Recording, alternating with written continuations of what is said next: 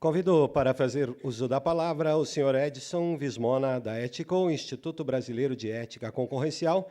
Edson Vismona é presidente do Instituto Brasileiro de Ética Concorrencial Ético. Foi presidente da Associação Brasileira de Ouvidores, Ombudsman, ABO, do Fórum Nacional contra a Pirataria e Ilegalidade, FNCP, e do Instituto Brasileiro de Competitividade. Já exerceu a função de secretário nacional da Reforma Agrária do Ministério do Desenvolvimento Agrário, MDA, e ex-secretário da Justiça e da Defesa da Cidadania. Por gentileza.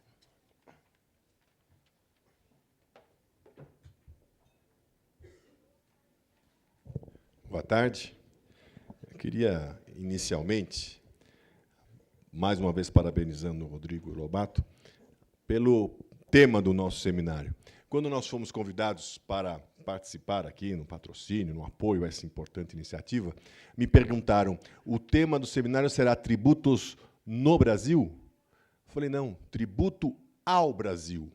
Nós estamos defendendo aqui algo absolutamente necessário nesse momento que nós vivemos. Um momento difícil, onde nos deparamos com os maiores pesadelos que nós temos que enfrentar, e é o momento de discutirmos o Brasil. Como disse aqui o doutor Ronda, é a hora de pensar o Brasil, porque nós estamos num caminho extremamente difícil se nós não conseguirmos nortear para um caminho de segurança, de desenvolvimento. O ético, ele tem como missão defender a ética concorrencial, valorizando princípios e valores que são os princípios e valores da convivência humana e que devem estar representados também na convivência concorrencial, na convivência entre as instituições. O que nós vivemos hoje no Brasil, em grande parte, ele enfrenta exatamente essa dificuldade. Nós conseguimos manter princípios éticos na concorrência. Então, quando falamos em ética, defendendo a ética, nós temos que avaliar os riscos e as ameaças concretas que nós sofremos no nosso dia a dia por quem não é ético, por quem consegue subverter a lei em benefício próprio e em prejuízo de todos. Essa visão é algo que nos aponta caminhos, e é o que nós temos que fortalecer. Se não tivermos essa base de sustentação, qualquer discussão que nós tenhamos aqui, ela fica prejudicada. Nós temos, em algum lugar, os nossos associados, como vocês veem, são setores altamente tributados, né? E setores que sofrem muito com qualquer desvio de conduta na área tributária. Qualquer sonegação para esses setores é mortal. E nós vamos apontar aqui alguns dados de algumas das questões, dos desafios que nós temos que enfrentar. Ou seja, os nossos associados, têm procurado agir em apoio a muitas iniciativas que o erário federal, estadual, municipal adota, porque nós estamos tratando da nossa sobrevivência, né? Aí temos apresentado algumas dos avanços que, na nossa história, o Ético fará 15 anos no ano que vem, nós temos conseguido construir juntos com a administração pública, né? A nota fiscal eletrônica é um enorme avanço, nós conseguimos e participamos do início. O sistema de inteligência fiscal, manifestação dos destinatários, sistemas de apoio à fiscalização, as questões que envolvem a simplificação do sistema tributário, apoio à emenda 146 da Constituição Federal e agora com o projeto de lei do Senado que regulamenta esses princípios. Elaboramos o Índice de Economia Subterrânea e uma ação concreta em defesa do mercado legal brasileiro. O Ético, com o Fórum Nacional contra a Pirataria, coordenam o movimento em defesa do mercado legal brasileiro. Nosso patrimônio. Todo país tem no mercado o seu patrimônio. O Brasil parece que não. Parece que não. O mercado está largado aí para a ilegalidade, que atrai os bandidos, o contrabandista, o sonegador, mas isso não faz parte da nossa linha estratégica. Tem que fazer, nós temos que defender, nós temos a obrigação de defender o mercado legal brasileiro. Porque, se não defendermos, a concorrência ilegal gera isso, prejuízo para todos. Perde o consumidor, evidentemente, porque são produtos de baixa qualidade, são produtos que afetam a saúde e a segurança das pessoas. Essa sonegação perverte os próprios investimentos para a própria sociedade. A sonegação é brutal para todos os entes públicos. E a concorrência, como exatamente os nossos setores. Qualquer desnível no pagamento de impostos, para nós, é mortal. E o que nós temos percebido é que o Brasil ele está sendo saqueado. É uma verdade que nós mostramos com um quadro a seguir, né, dos prejuízos que nós estamos tendo com o mercado ilegal. E esse aspecto, nós temos essa convergência com a administração pública, absolutamente sintonizados com muitas das iniciativas que os senhores defendem, que o erário tem que defender, porque vocês são afetados por isso. Então, a sonegação, há algumas ações que nós temos mostrado para o setor público. Os sistemas de controle de bebidas, né, foi um grande avanço conquistado lá atrás, né, e que hoje está suspenso, porque foi contaminado por corrupção. Ótimo, vamos afastar o que está errado, mas o sistema tem que ser preservado, porque aumentou a arrecadação de uma forma fantástica, coibiu a prática do ilegal. E uma coisa interessante, para quem tem o estômago de acompanhar algumas das delações premiadas, uma delas, o delator confessou que esse era um esquema que existia antes do sistema de controle de bebidas, era um sistema que fornecia dinheiro para a Odebrecht entregar para políticos corruptos. A Odebrecht comprava dinheiro de uma cervejaria que não tinha um sistema de controle antes dele ser implantado, tinha dois canais de produção. Um que passava para a receita e outro que não. O que não passava gerava um caixa 2, milhões e milhões de reais, que a Odebrecht comprava, a cervejaria era Itaipava, isso foi declarado na delação premiada, comprava dinheiro, pagava em moeda estrangeira fora do Brasil. Então, era dinheiro sendo usado para o processo de corrupção. Com o Sicob, que foi suspenso e que nós queremos que seja retomado o mais rápido possível, para que esse sistema não volte, com o Sicob parou. Essa fonte de recursos criminosos foi secada. Aí eles foram atrás de dinheiro da onde? Da 25 de março, outra delação. Tinha lá um chinês que servia de doleiro, recolhia o movimento do mercado ilegal da 25 de março para entregar esse dinheiro para a Odebrecht, criar uma nova... Ou seja, o mercado ilegal está pano de fundo de todas essas práticas. Então, nós temos que ter atenção para isso. Nós não estamos falando de algo que pode acontecer, algo está acontecendo agora, nesse momento, né?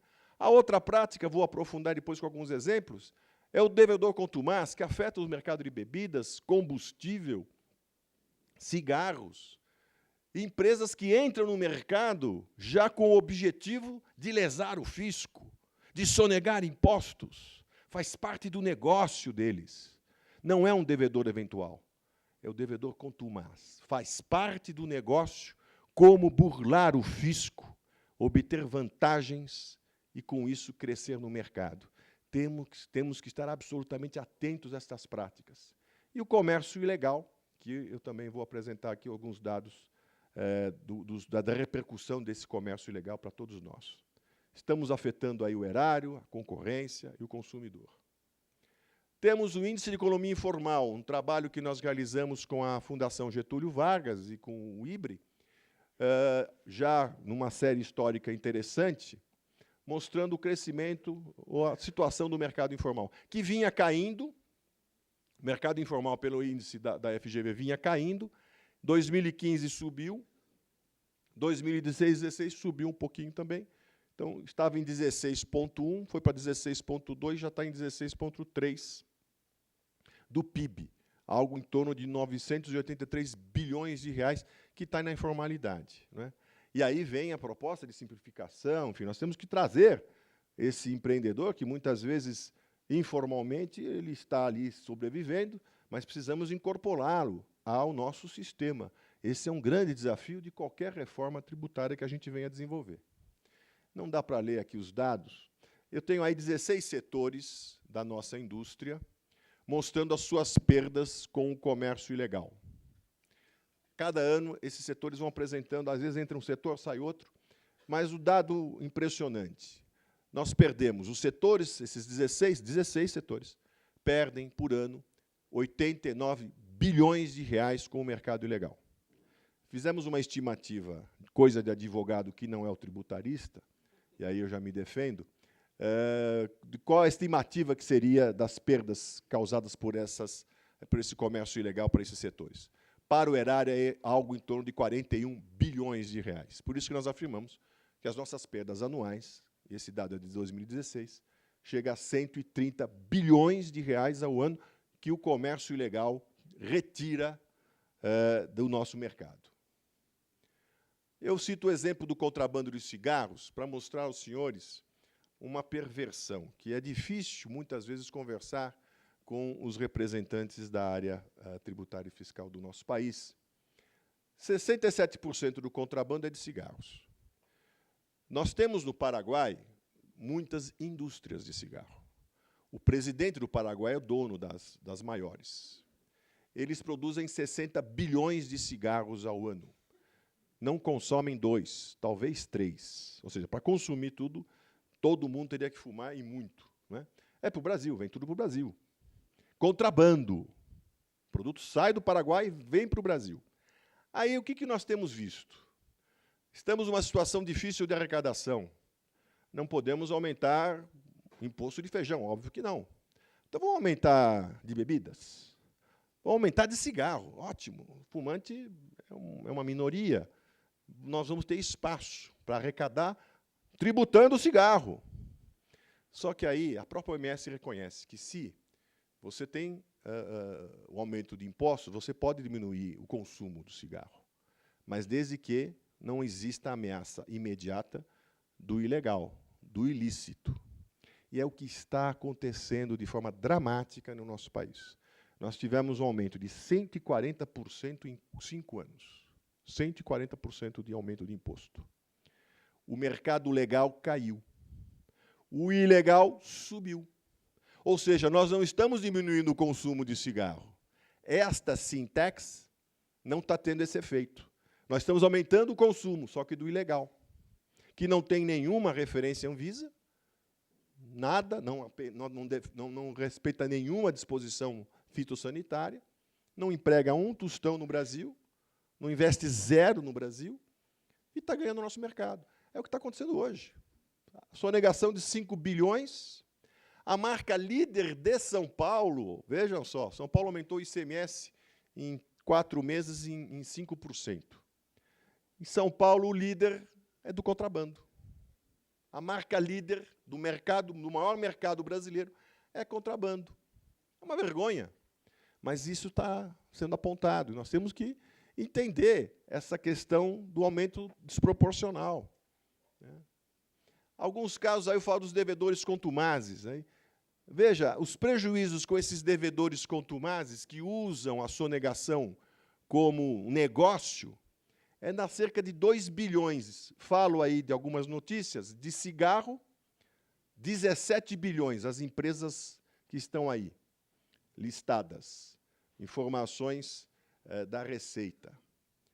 No caso de bebidas, um fabricante, foi apontado recentemente pela Secretaria da Fazenda do Estado de São Paulo, um fabricante gerou prejuízo de cerca de 2 bilhões de reais.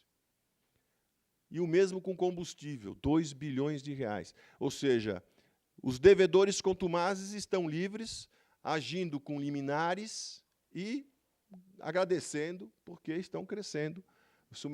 O mercado ilegal só cresce às custas da empresa brasileira, que é essa que investe, essa que paga todos os impostos, esta que segue esta loucura que é o compliance tributário brasileiro. Né? Um dos nossos executivos foi questionado na matriz. Eu queria entender por que no Brasil nós temos um departamento de escrituração fiscal de 20 e tantas pessoas, se na matriz eu tenho 4. Vocês são quem? Incompetentes? Não, manda o seu pessoal fazer as contas lá e manter a escrita fiscal no Brasil. Esses 5, vamos ver se a gente consegue fazer alguma coisa parecida. É impossível, nós temos que ter essa estrutura para entregar ao fisco exatamente aquilo que está na lei. É uma complicação que, com certeza, e aí nós fazemos coro, claramente a proposta Fiesp de simplificação tributária. É isso, o ilegal não paga nada e só colhe os louros desses mercados que nós temos que defender. Algumas propostas, aí não vamos repetir, não aumento da carga tributária, simplificação, uma legislação única, o estímulo ao desenvolvimento de sistemas antifraude, esses programas de controle de produção de bebidas, têm que ser intensificados, né? Ou seja, nós precisamos fortalecer quem cumpre a lei, que é quem sustenta este país, é quem paga o imposto, não é o que lesa toda a nossa competitividade, né? No caso de combustíveis, o imposto monofásico, alíquotas uniformes específicas. O que a indústria quer é clareza nas regras. Nós temos que ter clareza nessas regras, né? No caso de combustíveis, a questão da substituição tributária é pedida. Os regimes especiais de tributação e fiscalização, diferenciar, um trabalho que nós temos que cada vez mais estimular a diferença entre devedor contumaz e devedor eventual, inclusive com projetos de lei nos estados. O PLS 161, que regulamenta o artigo 146 da nossa Constituição Federal e que trata especificamente dos critérios especiais de tributação, exatamente para prevenir os desequilíbrios de concorrência. O PLP 54. Né? O Brasil tem uma coisa fantástica no Brasil. Conversando aqui com nossos amigos da Espanha. O Brasil muda até o passado, né? Nós conseguimos mudar o passado. É o que estão querendo, né? Vamos mudar o passado. É como não tivesse acontecido. Aconteceu. Temos que ter conhecimento de que isso é um processo. Não podemos estancar de repente, porque você vai quebrar. Muitas das fábricas vão ter que se retirar, prejudicando os estados que estão com essas fábricas instaladas. Então, nós temos que trabalhar nesse phase-out, é o que nós defendemos com o PLP 54. No caso dos combustíveis, como já falei, o imposto monofásico, alíquotas uniformes e a manutenção do sistema de substituição tributária. Enfim, senhoras e senhores, eu queria mais uma vez agradecer, trazer um pouco à luz essa nossa preocupação do combate àqueles que não são éticos, àqueles que são ilegais e àqueles que são criminosos, porque o que nós temos visto também é a ação das organizações criminosas nessas questões. Por exemplo, na área de combustíveis, na área de cigarros, a gente já percebe que as organizações criminosas estão ocupando esse espaço, especialmente nas nossas fronteiras, e isso é extremamente preocupante. Agradeço essa oportunidade mais uma vez, parabéns pelo evento, e estamos sempre à disposição para colaborar nesse processo de construção de um novo país. Muito obrigado.